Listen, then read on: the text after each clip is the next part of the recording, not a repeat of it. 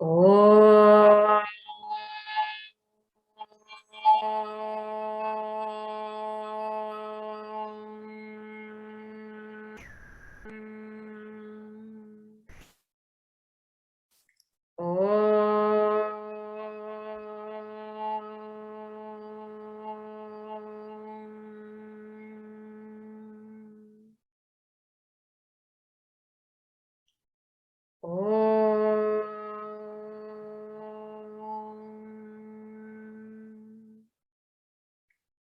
Om Sahana Bhavatu Sahanau Bhunaktu Saha Viryam Karavavahai Tejasvinavadhitamastu ma vidvishavahai.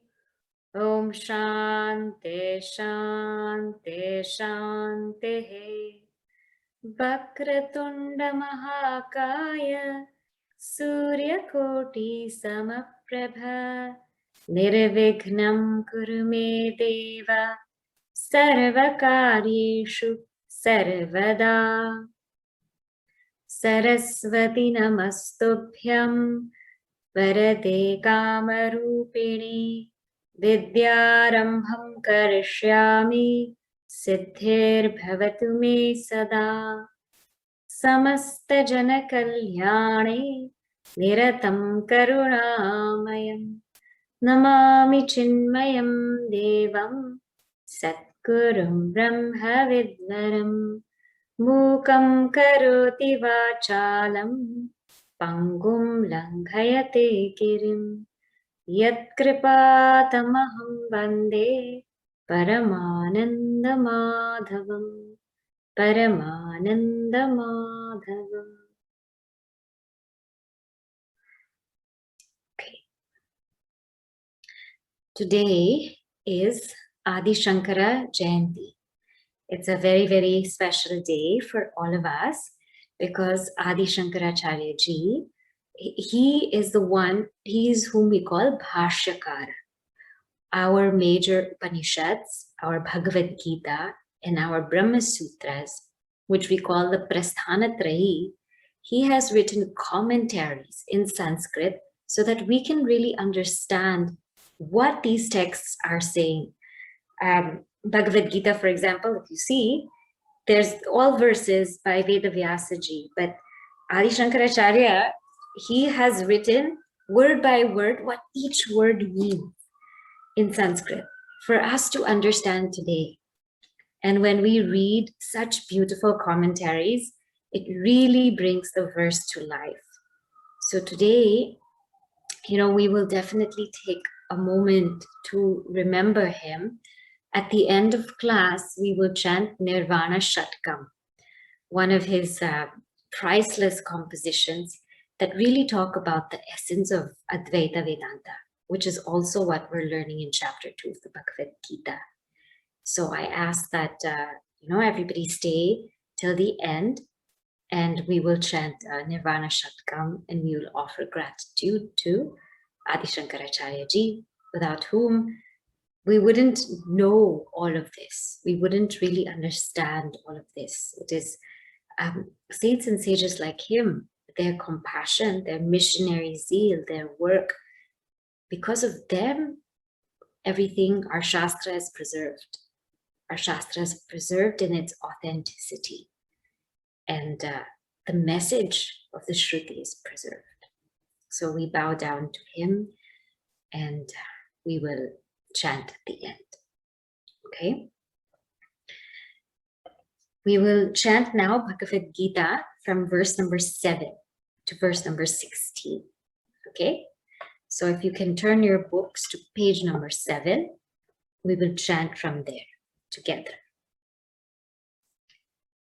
Karpanya doshopahata swabhavaha pritchami tvam dharma samudha chetaha Yachreyasya nishchitam bruhi tanme Shishyasteham shadhimam tvam prapannam Nahi prapashyami mamapanudyat यच्छोकमुच्छोषणमिन्द्रियाणां वाप्य भूमावसपत्नं रिद्धम् राज्यं सुराणामपि चाधिपत्यम् सञ्जय उवाच एवमुक्त्वा ऋषिकेशं गुडाकेशः परन्तपः न योत्स्य इति गोविन्दम् उक्त्वा तूष्णीं बभूवः तमुवाच ऋषिकेशः प्रहसन्निव भारत सेनयोरुभयोर्मध्ये विषीदन्तमिदं वचः श्रीभगवानुवाच अशोचानन्वशोचस्त्वं प्रज्ञावादांश्च भाषसे गतासूरगतासूंश्च नानुशोचन्ति पण्डिताः न त्वेवाहं जातु नासं न त्वं नेमे जनाधिपाः न चैव न भविष्यामः सर्वे वयमतः परम् देहिनोऽस्मिन् यथा देहे कौमारं यौवनं जरा तथा देहान्तरप्राप्तिः धीरस्तत्र न मुह्यते मात्रा स्पर्शास्तु कौन्तेय शीतोष्णसुखदुःखदाः आगमापायिनो अनित्याः तान् स्थितिक्षस्व भारत यं हि न व्यतयन्त्येते पुरुषं पुरुषर्षभ समदुःखसुखं धीरं सोमृतत्वाय कल्पते नासतो विद्यते भावः नाभावो विद्यते सतः उभयोरपि दृष्टोऽन्तः त्वनयोस्तत्त्वदर्शिभिः. Okay, so last week we saw verses 14, 15, and 16. Now, what is the context of the Bhagavad Gita? Where are we now? So first, Bhagavan Krishna starts with his opening words. He says to Arjuna, Na anushochanti panditaha. Means the wise, they don't grieve, Arjuna. They don't grieve for things that have gone or that are going. And I explained this whole process of why a wise person doesn't grieve. It doesn't mean that they're insensitive or apathetic, but it means that they're very strong in their core, that they are so compassionate to other people and they're available as a pillar for other people to lean on. Bhagavan also tells Arjuna that Arjuna, all of these things, agama apayinaha anityaha, means they come and they go. So therefore, have titiksha, have forbearance. Whatever we experience in the world is the contact of our sense organs with the sense objects. And when they contact each other, when the sense organs contact the sense objects, what happens is we experience duality. We experience duality. We experience heat, cold, pleasure, pain, all kinds of ups and downs. So he tells Arjuna, titiksha, please have forbearance, please have endurance. And we went over what titiksha was, that it involves three processes, that from the physical level, I'm not trying to unnecessarily fix things which are beyond my control. From the speech level, I don't complain so much about what's happening. I don't complain at all, rather, because it will just magnify the situation. And from the mental level, not to worry about when is this going to be over, when is this going to end, not to worry, but to endure it cheerfully and to see it as something that has been given to me as prasada. Now, a question was asked last week about titiksha. And I just wanted to address that. There were two questions that were asked last week. One was about titiksha, one is about swikara of karma phala. So first we will go into titiksha. How much can we bear, right? Titiksha means forbearance. It means endurance. But how much can we bear? Should we bear everything? So first, this titiksha, it is said to bear things that come which we cannot control. Cold and heat, we cannot control. So bear it. This pandemic, you and I, we cannot control. So bear it, right? Things that our families, their different characteristics, their different ups and downs. We cannot control that. So bear it. But when things get out of hand in any relationship or in any particular situation, and if they get too much out of hand, if we can do something about it, then we should. But in life, we should pick our battles. Because if we fight everything, if we fight every single thing that's not conducive to us, then we will waste a lot of time and a lot of effort.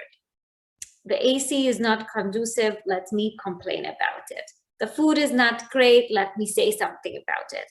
The bed is too hard, let me say something about it. Everything that's not conducive to us, if we keep talking about it, if we keep complaining about it, if we keep making it an issue, we will waste so much time and so much effort that all that effort that's supposed to go into seeking will not go into seeking. However, there are some battles that they have to be fought. If they're in a relationship, it becomes abusive, it becomes violent. That's something that has to be fought. So when this titiksha word comes in the Bhagavad Gita, keep that in mind. It means to endure what is, non-conducive to us, which is very simple. But if it's a very big issue, which is, which we can do something about, then in that we have to pick our battles, and in that we have to do what we need to do. So that is also part of titiksha, to be smart about which battles, which fights, which moments am I going to really stand up for. Somebody asked me about her mother-in-law once, and I said, don't fight for everything. You say yes, yes, yes. And whenever it gets, to that limit, you say something. You don't have to fight every single thing, right? So, titiksha. Then, why should we have this titiksha? What will it give us? It says it will make us fit for immortality. So, amritatvaya kalpate. In verse number 15, it will make us fit for immortality if we have this endurance and if we keep our mind equanimous. And so last week we also talked about how to keep our mind equanimous amidst all of this up and down that's happening. And one of the methods I had shared was acceptance of our karma phala. So saharsha swikara karma phala means gracefully accepting our karma phala, the results of our actions. So there was a question as to how do we do that? Can we elaborate? Yes. See, number one, we already saw that we are all linked. We are all together. So it's not only my karma phala that I'm going through, it's all of us together. Whatever's linking you and me, I'm also going through that karma phala. My relationship with you, I'm also going through that karma phala. And when we look at karma phala, the results of actions of individuality or totality, when we just look at that, it looks odd. It looks like it doesn't fit. It doesn't belong. It looks like it's a havoc. How can this be the result of the action? How can this actually happen? Why is it like that? So whenever we look at things from a part view, when we just look at the part of the situation, the part of what's happening, we will always be confused because there is a whole picture. There is a whole vision, which maybe we might not have access to because our mind is not sattvic enough. So we will see, for example, what's happening now. We will see, oh my God, how can this happen? And why is God doing this? Why things are like this? Because we are only seeing part of the picture. When somebody we love or somebody who's so good in life, they go through so much hardships, we say, what is this? Life is not fair.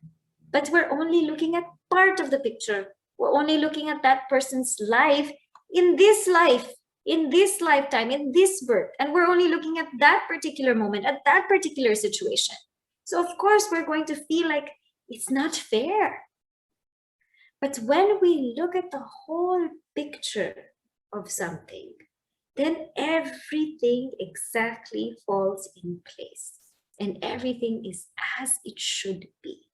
So when we look at the part, we will have anxiety, we will have stress, and we will question, and we will doubt, we will lose faith and lose trust. But because you and I are just looking at that part. But if you step back and look at the whole with that sattvic mind and have absolute trust and faith that everything is as it should be, then that acceptance will come naturally. Everything, I mean, please think about the intelligence that it takes to keep this world together. For the sun to shine, the wind to blow, for each animal to have specific things, to be able to live in specific places, for the fish to have fins and eyes and gills, for the frog to have certain legs so that it can jump, so for the giraffe to have such a long neck so it can eat properly, for a cow to have 4 legs and not 2, for us to have 10 fingers and not 14. I mean, there is a great intelligence behind this world. And everything is so perfectly created for its situation or circumstance.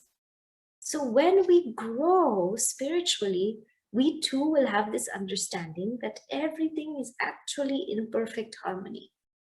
Everything is in harmony. But for that, we have to learn how to step back and look from the bigger picture. Look at the bigger vision of things and have full trust and acceptance that if there's a great intelligence behind the creation of this world, surely that intelligence is there for the sustenance of it.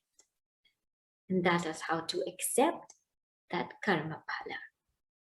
It's not very easy, but that acceptance brings a lot of peace. It brings a lot of peace. And only when we truly accept, then we can move beyond it.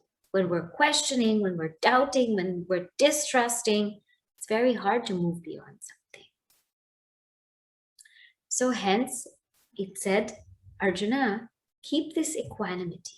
In joy and sorrow, sama dukkha sukham dhiram. A dhira, a wise person, is one who sees joy and sorrow, who's equanimous in joy and sorrow.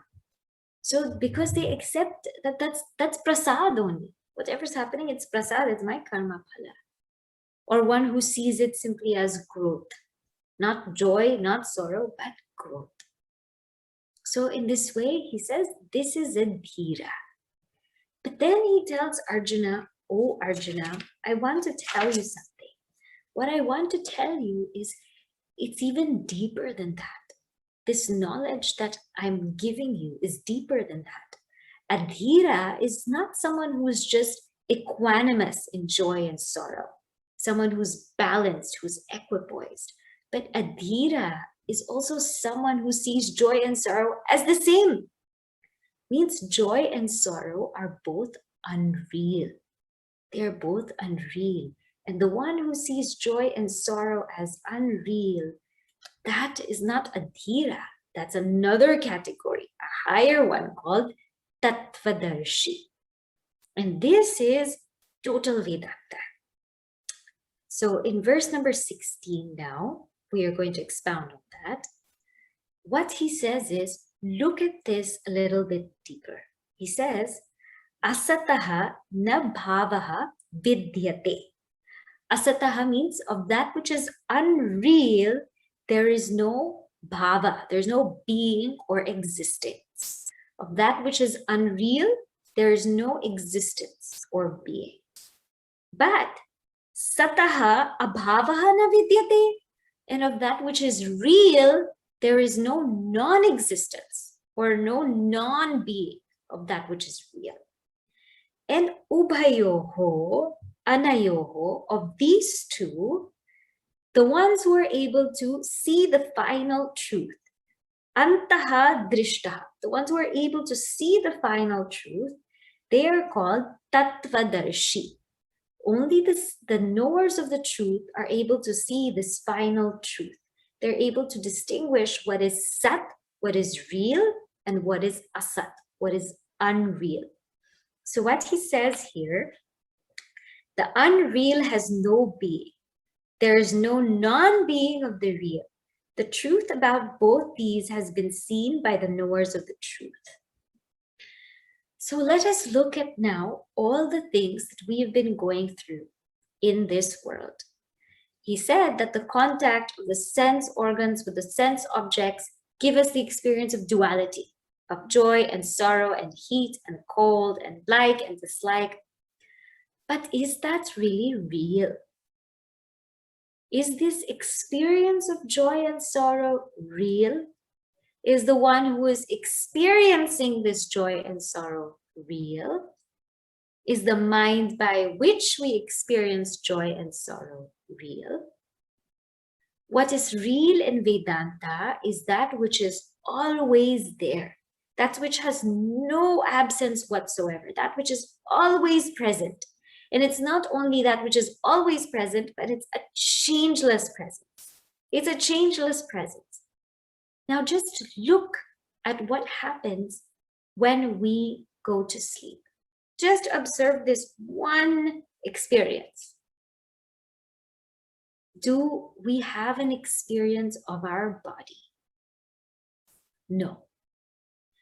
Do we have experience of heat and cold, joy and sorrow? Do we have experience of any of these emotions? No. Do we have the experience of our mind? Mind also goes to sleep? No. Is that individuality there? Do we have that experience of that individuality? No. Therefore, just see what happens in the state of deep sleep. The experience of the world is not there. The mind is not there. The ego or individuality is not there. It is absent. It is absent. And so it says that which is real has no absence. So that means my mind, my emotions, my experiences, my ego, all of this is called unreal because at a certain point in time, they're absent. They're absent, they're not there. They're absolutely not there. And they cannot exist without what we call sat. They cannot exist without reality. You say, but yes, but I can perceive it. I can perceive this world. I can see this world. I can grasp it. Okay, but to perceive something like a bottle, we need eyes, right? Otherwise, we won't be able to see this bottle, isn't it? A baby who's just born may not be able to see this bottle because their sight is not developed yet. Okay, but okay, if I have eyes, then can I see this bottle? No, you need a mind. You need a mind to see this bottle. Because if you're just looking at the bottle, it doesn't mean that you really see it. If you're looking at me, that doesn't mean you're really seeing me, right? You could be seeing something else in your mind. Your mind has to be there. And if the mind has to be there, something has to illumine that mind. And what is that which illumines that mind? That is consciousness. That is existence. That is sat. So because we perceive the world, it doesn't mean that it's real. It means actually it's unreal. Because this perception, it depends on my eye. It depends on my mind. And it depends on consciousness. Without consciousness, nothing happens. So therefore, na sataho vidyate bhavaha, na bhavo vidyate sataha. All of these things are considered, oh Arjuna, unreal. So don't get caught up in them. Don't get caught up in them. But you, Arjuna, the essence of you, which is Sat, which is reality, that's real. At one point in time, did you ever feel you were absent? Did you ever feel that? Body may have been absent, the mind may have been absent, the ego may have been absent, so many things around us, our emotions may have been absent, but were we ever absent? Did you ever feel your own absence? No. Amidst the absence of the mind, amidst the absence of the ego, amidst the absence of the emotions, of the thoughts, of the relationships, there's a continuous presence. And that continuous presence, that is called Sat. That is what it is. That is your nature. That is Sat. And therefore, Arjuna, this is the real truth. And he says, this, the distinction between what is Sat, between what is Asat, the distinction between these two are known by the knowers of truth. Those who seriously think about this, those who inquire about this, they know it. And Arjuna, you too can know it. All you have to do is just think. Whatever the Bhagavad Gita is telling us is not something different from our daily experience. Daily, you and I experience all of this. We experience ourselves as the unchanging reality every day, but we just don't pay attention to it. So Bhagavan Krishna says, pay attention to who you really are and take yourself to this standpoint. And so this is what Bhagavan Krishna says. Now, from 11 to 16, the underlying theme of it was, don't grieve. The wise do not grieve. They do not grieve because all of these things are temporary. They come and go, but from a higher level, they're actually unreal. So therefore, don't grieve. Now, he's going to expound on this self, the indestructibility of the self. Why again should we not grieve over the self? What is it that makes us not grieve? Can you explain? So verses 17 to 25, he's going to tell us how the self is just absolutely indestructible. Very, very beautiful verses to reflect on. Okay, so let us start with verse number 17. Avinashi tu tad vidhi. Avinashi tu tat vidhi. Yena sarvamidam tatam. Yena sarvamidam tatam. Vinashamavyyasyasya. Vinashamavyyasyasya. Na kaschit kartum arhati. Na kaschit kartum arhati. Avinashi tu tad vidhi. Yena sarvamidam tatam. Vinashamavyyasyasya. Na kaschit kartum arhati. What does he say in this verse? He says, Yena sarvam idam tatam, means that by which all of this is pervaded, tadvidhi, know that to be avinashi, know that to be indestructible. And he says, asya, of this, avyayasya, of this imperishable truth, vinasham na kaschit kartum arhati, destruction is not at all possible. Destruction is not at all possible. So he says, two. On the other hand, I want to tell you something. This Atma is real. It's indestructible. Know that to be the indestructible by which all this is pervaded. None can cause the destruction of that, the imperishable. So now many people will ask, are there many Atmas? Are there many? So are you saying in me there is one Atma, and in you there is one Atma, and in somebody else there's one Atma? Atma means self. No, there is one self that pervades everything. Let's break everything down step by step.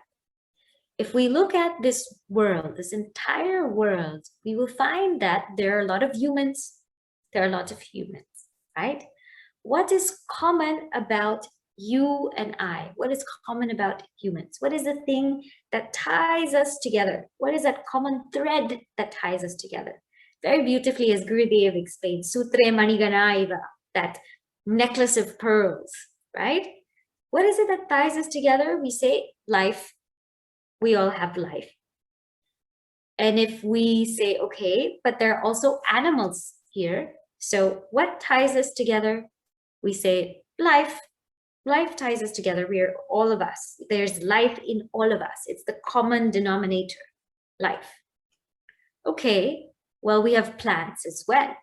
So we can go to say life. Life is a common denominator that still ties us together. What about non-living things? What about non-living beings?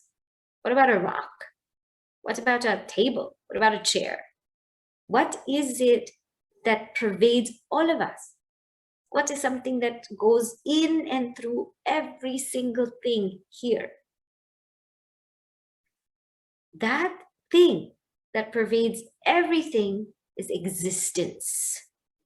Everything exists. This body is. This bottle is.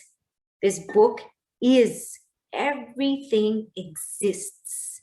And therefore, existence or Sat is that which pervades everything. Yena sarvam idam tatam. And that is your real identity.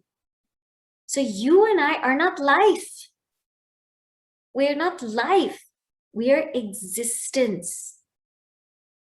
So even if life is gone, something happens to life, we're not life. We are even a step deeper than life. And that step is called existence. Now, why is it avinashi? Why is this existence indestructible? So very beautifully in the commentaries, they say, there are 6 ways to destroy something. So if we want to destroy something, there are 6 ways for us to destroy something. The first one is called swataha. Swataha means something can self-destruct, right? The first thing that came to my mind when this self-destruct came in is Mission Impossible. This message will self-destruct, right? So something self-destructs. It, for example, this body, it self-destructs, right? One thing goes, then so many things go. And we see this in Bhaja Govindam. Angam galitam palitam mundam, right? Dashana vihinam jatam tundam. The limbs become frail. Then the hair becomes white. And the teeth start falling out. And the person starts limping.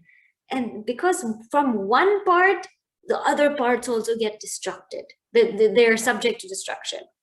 When somebody is sick, first something happens to the stomach. Then after that, something happens else to the heart. Then something else happens to the head. So one part gets destroyed in oneself, the other parts also get destroyed. So one part is gone, so many parts also get destroyed. We've seen this in a computer. One part is getting destroyed, soon enough that whole computer will go. So anything that has parts, it is subject to destruction. Because when one part is getting destroyed, the other parts will also get destroyed. But this Atma, this self, has no parts. It has no parts, it's partless. And there's just one. That's why there's not many. If there were many Atmas, then they're subject to destruction.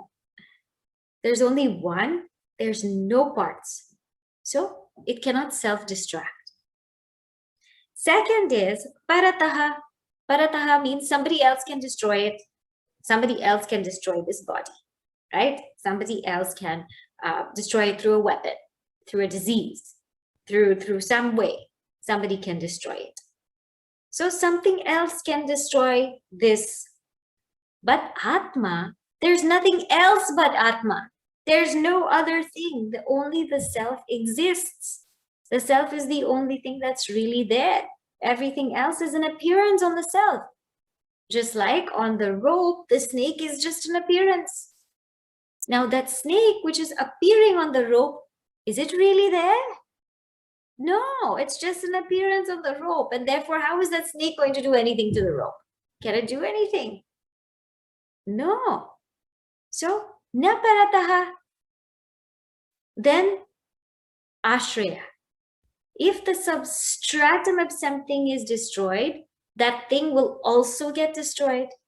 So, if you just think of a car, right? If you think of a car, usually in like a getaway or something, the first thing they'll do is they'll shoot the tire because you destroy the ashraya, the support, and the whole car just plonks, right?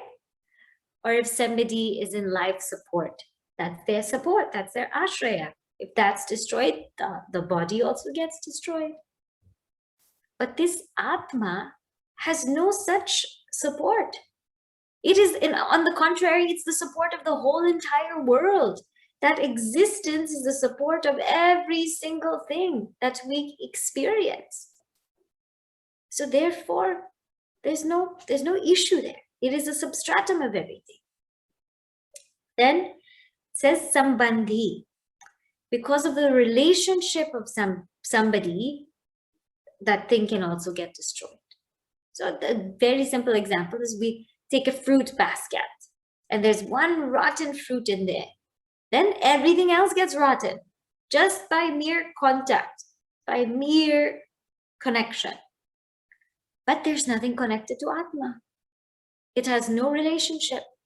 As we saw in Bhagavad Gita chapter 7, they are in me, but I am not in them. It's a relationless relationship. So how can it get destroyed? Then karana.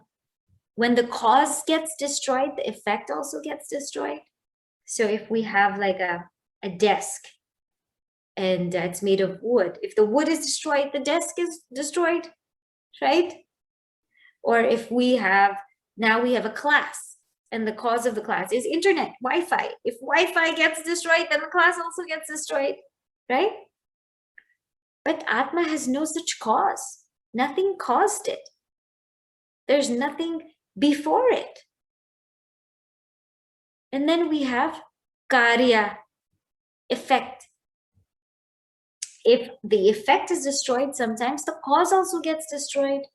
For example, a simple tree, a banana tree, if you take, plantain tree, when it bears fruit, the tree gets destroyed. So when the effect is there, the cause gets destroyed. But Atma has no such effect. Nothing actually came out of Atma. That snake never came out of the rope. It's just our imagination.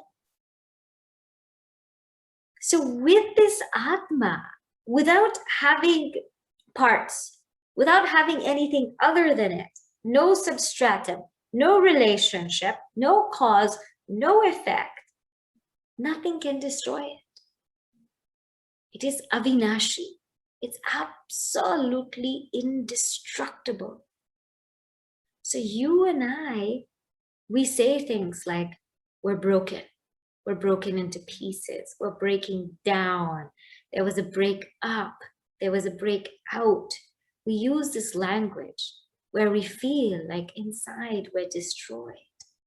But actually, you and I are indestructible. We're absolutely indestructible because we are not life. We are existence. And nothing can touch that. Now imagine if one is rooted in that knowledge, how free would they be? That they cannot be destroyed. This is why we love or we gravitate towards superheroes, because we feel like they're avinashi, they're indestructible. right? They keep coming back again and again. You try to defeat them, you try to kill them, but they come again. They come back again and again and again and again.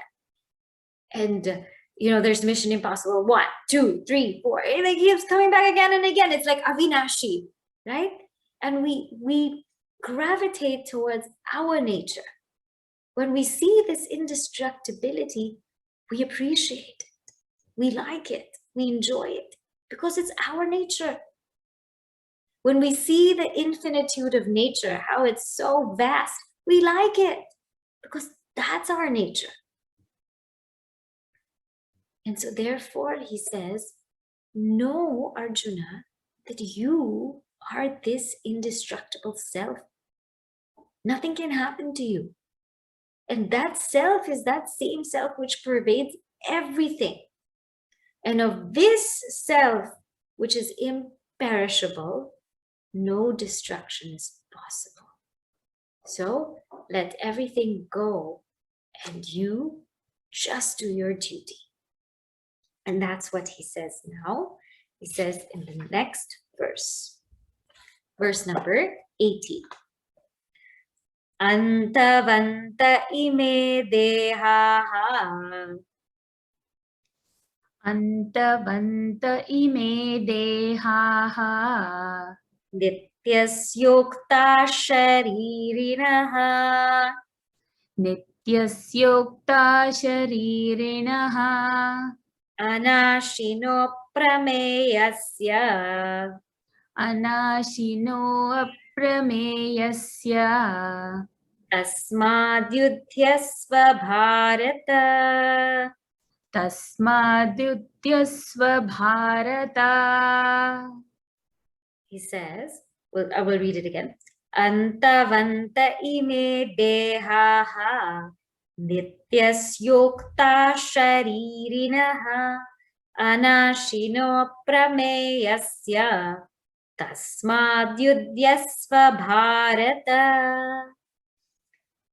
He says, Anashinaha, of that which cannot be destroyed, of that which is indestructible, aprameyasya, of that which can never be an object of knowledge, of that, nityasya, of that which is eternal, sharirinaha, of that which appears to have a body. He says, ime dehaha, these bodies, antavantaha, they have destruction. They have an end. And therefore, he says, tasmat yudhyasva bharata. Therefore, Arjuna, go and fight your battle. So he says, they have an end. It is said, these bodies of the embodied self. The self is eternal, indestructible, incomprehensible. Therefore, fight, O Bharata. So, Anashi, we already saw the meaning of this, that it's absolutely indestructible. You cannot be destroyed, Arjuna. What are you afraid of? And nobody else can be destroyed. The self is indestructible and the self is eternal, nitya. It's always going to be there. That which is always present, that which is changeless, that is you. The self is eternal. Nothing can change that. And we saw that in verse number 16. And he says, the self is also aprameya. This word aprameya is beautiful. Aprameya means object of knowledge. Aprameya means the self is not an object of knowledge. It can never be the object of knowledge. When we experience anything in this world, it has three components. One is the experiencer, the experienced object. So let's say this book, and the process of experiencing, right? So I am the experiencer. This is the book, experienced object, and experiencing. Now in this, the self does not belong to this category because it's obviously not the experienced object, because the experienced object depends on the experiencer. right? If the experiencer is there, then we have the experience object. The self is also not the act of experiencing, because experiencing again depends on the experiencer, right? The experiencer is there, then there's experiencing. But is the self the experiencer? No, because this experiencer also changes. At one point, it's experiencing a book. At the other point, it's experiencing another book. At another point, it's experiencing something else. At one point, it's the seer. One point, it's the hearer, smeller, taster, doer. So this experiencer is also not the self, because it also changes. This experiencer, the ego, is not the self. So what is the self? The self is out of this triputi or triad, that which illumines the experiencer, the experienced object, and the act of experiencing, that which illumines that is called the self. Aprameya. It doesn't belong to this triad. It is not the ego, it is not the object, it is not the act. It's the one that illumines it. It's the one that illumines everything that's going on. And therefore, we cannot think of it. We cannot think of the self. We cannot objectify the self because it illumines it. And Gurudev gives a very beautiful example that, let's say we're in a dark room. We're in an absolutely dark room and there's nothing, it's very hard to see everything. So what do? Is you get a flashlight, a torch. You get a flashlight, a torch. When you turn this torch on, you're able to see the whole entire room. You're able to see the couch. You're able to see the kitchen. You're able to see the clothes, the books, everything you're able to see. And what's enlivening this torch is really the battery. It's these AA batteries that are enlivening the torch, right? And making the torch able to see everything. But can the torch ever see its own battery? No, because the battery is making the torch see everything. So the torch can never see its own battery, because the battery is that by which the torch sees. And so it's the same thing with the self. The self is that by which the mind sees. So therefore the mind cannot see the self. The self is that by which the mind sees the whole world. So it's never an object. It's not something we have to look for. It's not something we have to dig in. It is the very self by which everything is illumined. That is called aprameya. It is not an object. It cannot be objectified. So, anashinaha nityasya aprameyasya. And some might ask, but what do the scriptures do? They talk about the self all the time. They talk about the self. The scriptures are talking about the self now. And the scriptures are saying, oh, the self is, indestructible. The self is, not an object of knowledge.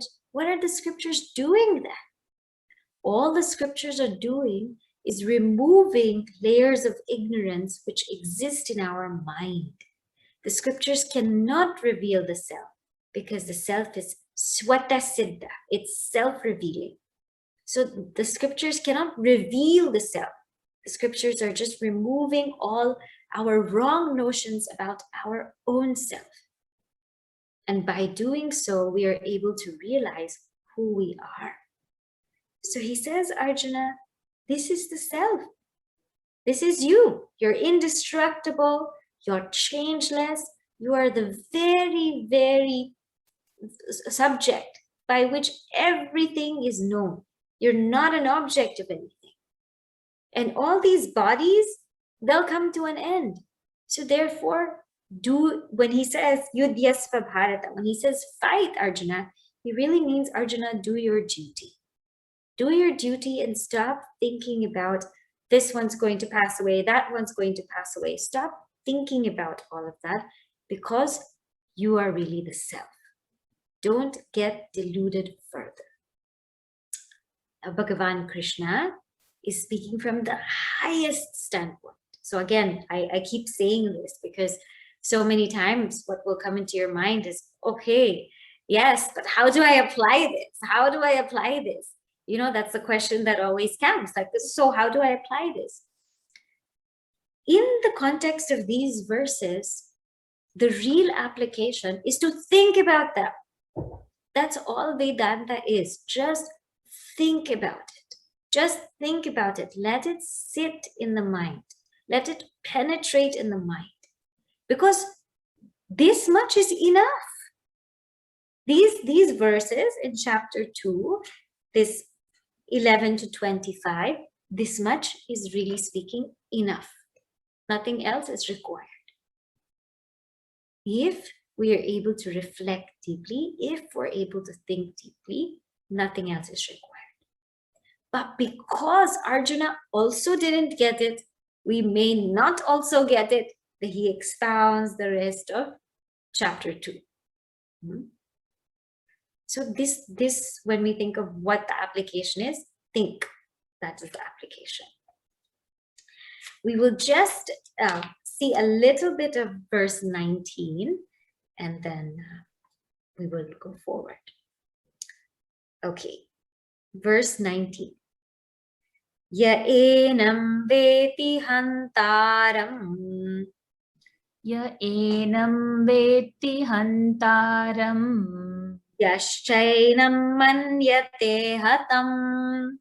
Yaschainam manyate hatam. Ubhau tau na vijanitaha.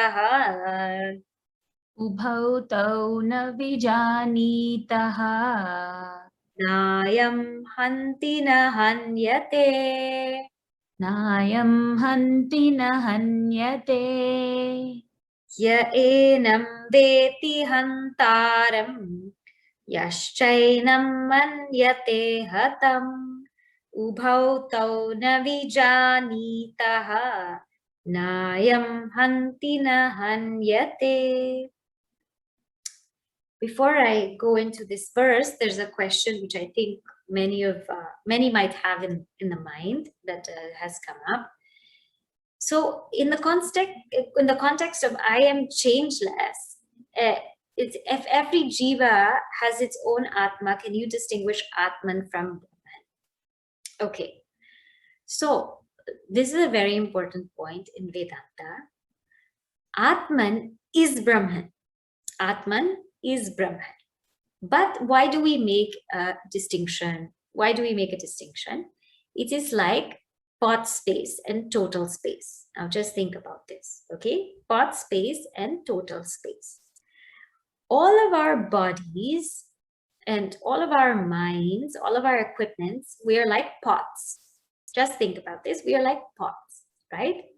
And in that pot, there is space.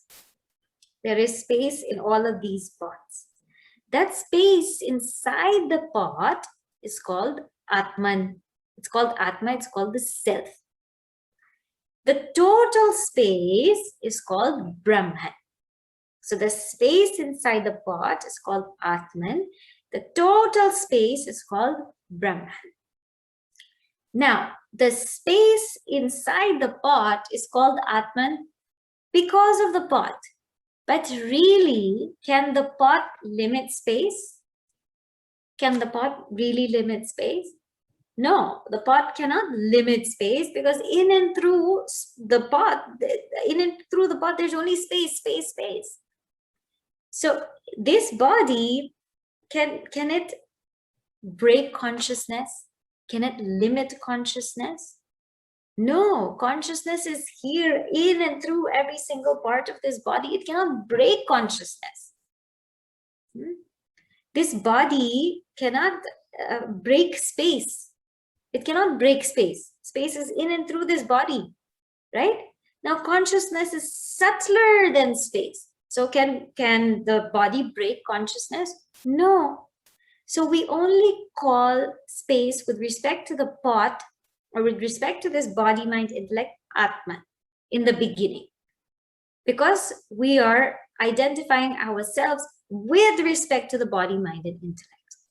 But when we get deeper into Vedanta, we understand that this space, spot space, body space, is really total space. There's really no difference.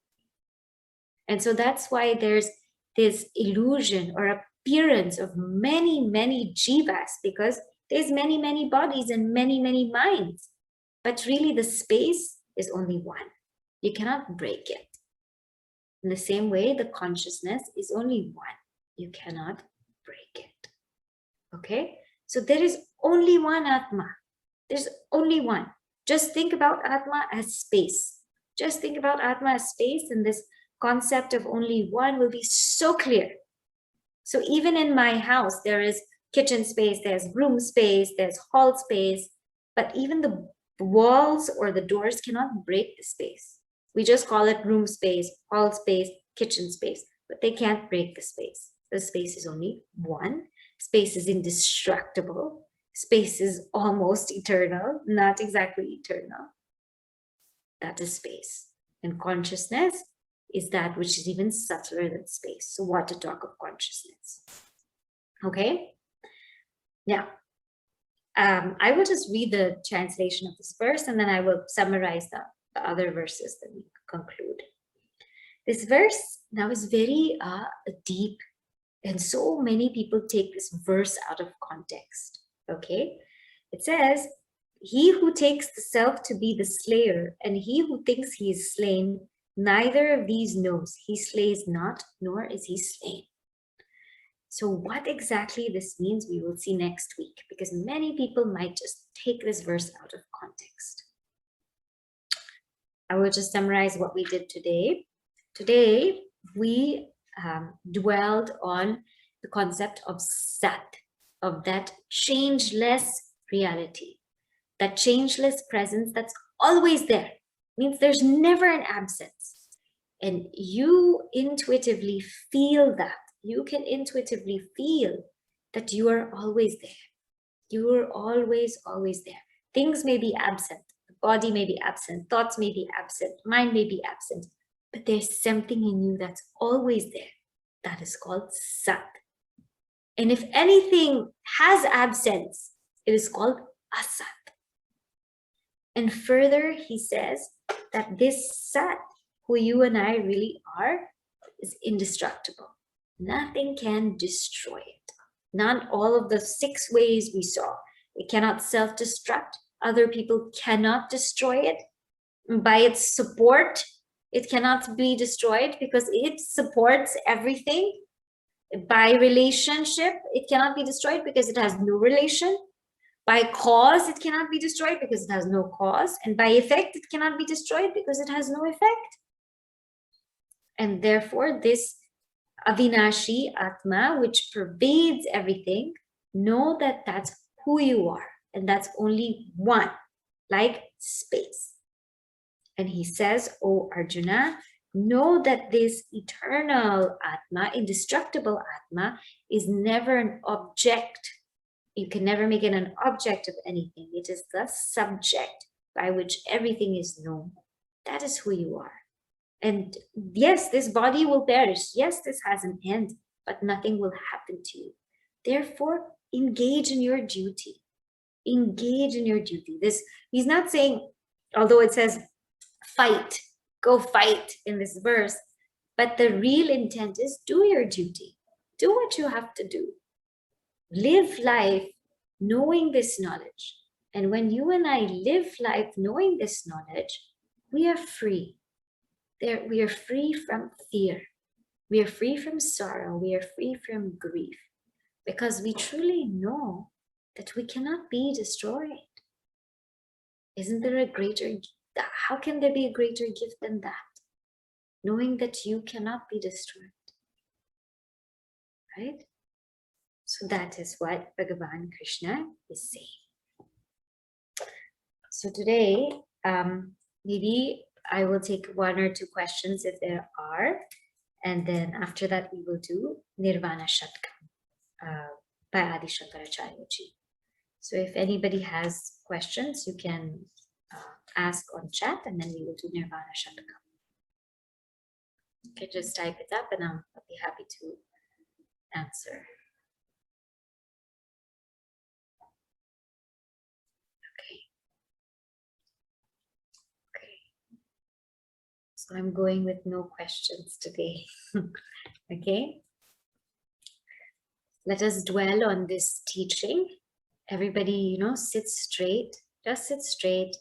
I will chant this Nirvana Shatakam, and I'll also chant the meaning of it, because I know sometimes we might not know the meaning. I just want you to sit straight, keep your eyes closed, and just reflect on this knowledge, okay? And we'll just spend a few moments with this. Manopodhyahankara chittani naham na cha shrotra jivve na chakrana netre na cha vyoma bhumir na tejo na vayuhu chidanandarupaha shivoham Shivoham Chidanandarupaha Shivoham Shivoham. I am not the mind, nor the intellect, nor the ego. And I am not the organs of hearing, or of tasting, smelling, or seeing. And I am not space, or the earth, or fire, or air, but I am that ever blissful consciousness. I am Shiva, pure auspiciousness. Nacha prana sangyo navai panchavayuhu nava sapta dhatuhu nava panchakoshaha navakpani padam nachopastapayuhu Chidanandarupaha Shivoham Shivoham Chidanandarupaha Shivoham Shivoham. I am not the vital breath, nor the vital 5 airs, and I am not the 7 ingredients, nor the 5 sheets of the body. I am not the organ of speech, nor the organs of grasping or movement or excretion. I am that blissful consciousness. I am Shiva, pure auspiciousness.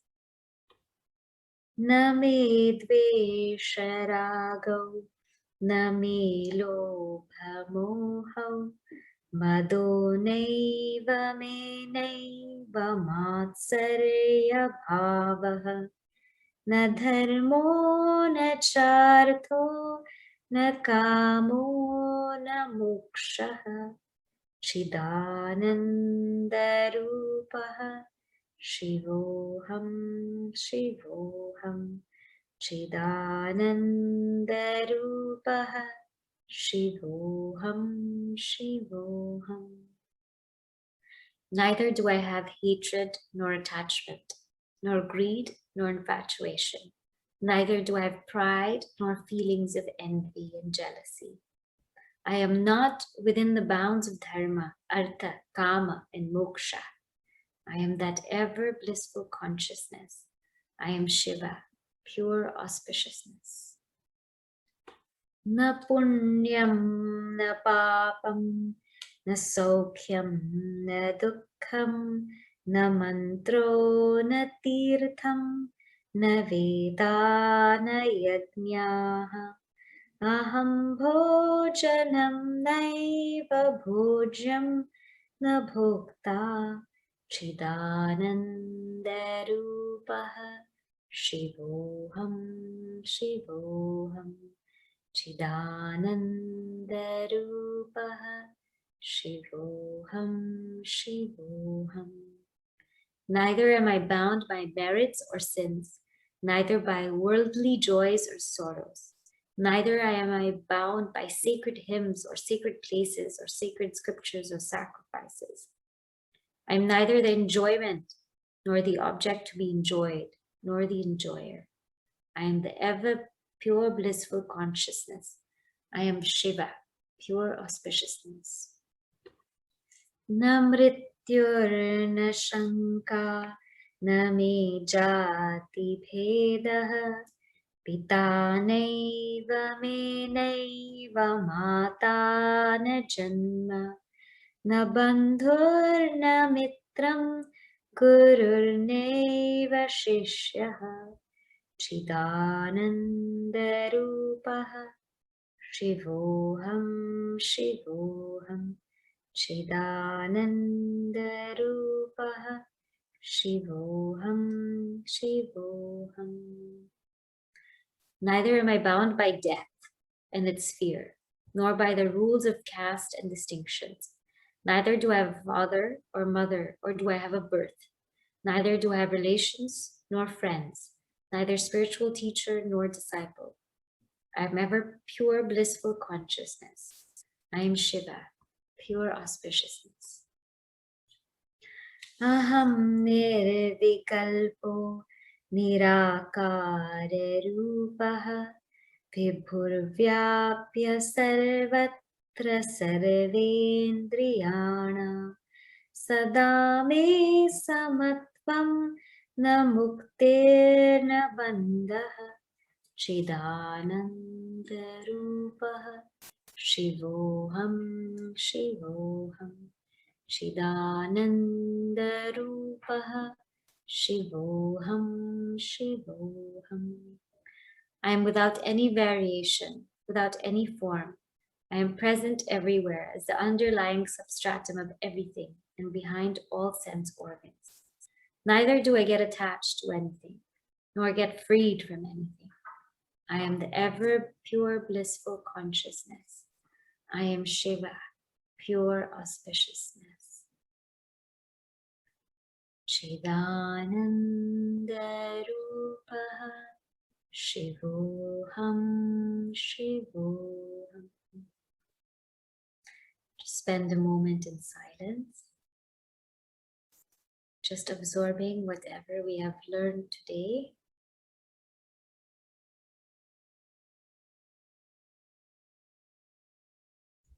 That the self is indestructible, eternal, the very subject and never the object.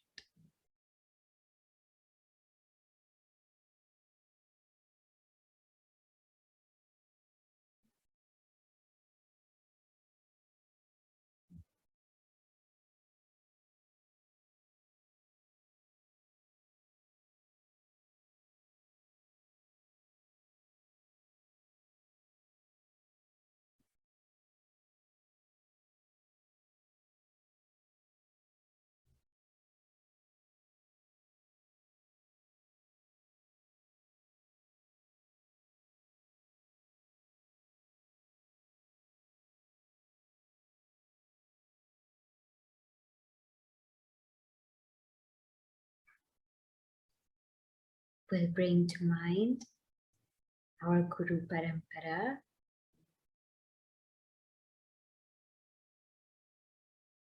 Gurur Brahma, Gurur Vishnu, Gurur Devo Maheshwara, Gurureva Param Brahma, Tasmai Shri Gurave Namaha.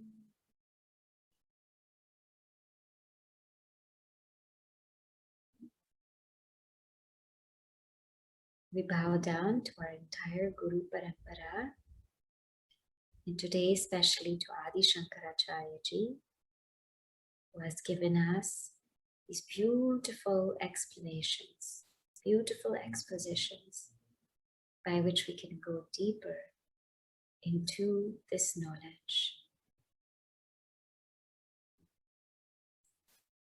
May we abide in this knowledge, reflect on this knowledge, try to practice this knowledge as a token of our gratitude to our gurus. Om Purnamadav Purnamidam Purnat Purnamudachyate Purnasya Purnamadaya Purnameva Vashishyate. Om Shanti Shanti Shanti.